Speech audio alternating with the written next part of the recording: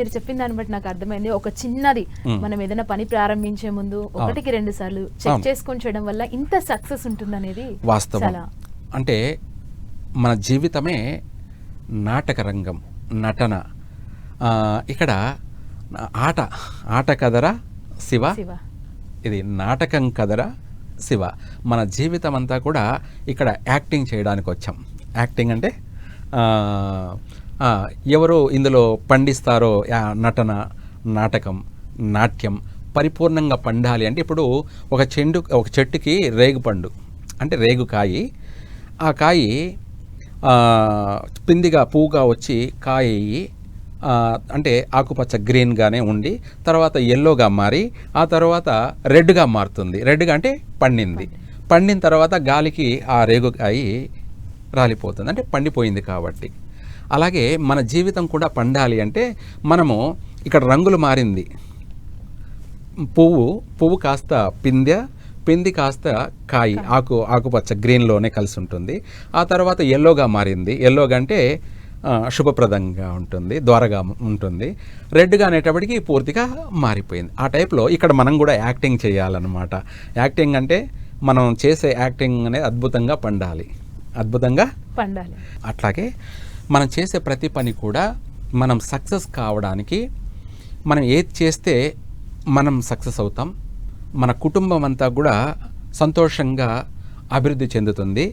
మన జీవితం, మన కుటుంబ జీవితం 3 పువ్వులు 6 కాయల్లా ఇంటిల్లపాది కుటుంబం అంతా కూడా సంతోషంగా జీవించాలంటే మనం చేసే అటువంటి యాక్టింగ్, మనం చేసే ఆ నటన అన్నది ఏ రోజు చేస్తే బాగుంటుంది, ఏ సమయంలో చేస్తే బాగుంటుంది అని మనం ప్రతిదీ తెలుసుకుంటూ చేసుకుంటూ వెళ్తే మన జీవితం శుభప్రదంగా సాగుతుంది.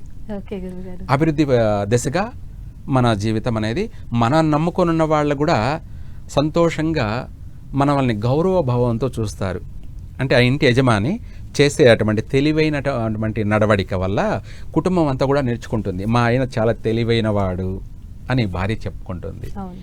కొడుకులు కూతుర్లు కూడా మా నాయన చాలా ఇంటెలిజెంట్, మా నాయన చాలా మేధావి, అంటే అమ్మాయినా అంతే, మా అమ్మ చాలా తెలివైనది, మా అమ్మ చాలా మంచి ముందు చూపుతో చేస్తూ ఉంటుంది అని చెప్పేసి పిల్లలు కూడా తల్లిదండ్రుల్ని అనుసరిస్తారు, ఫాలో అవుతారు.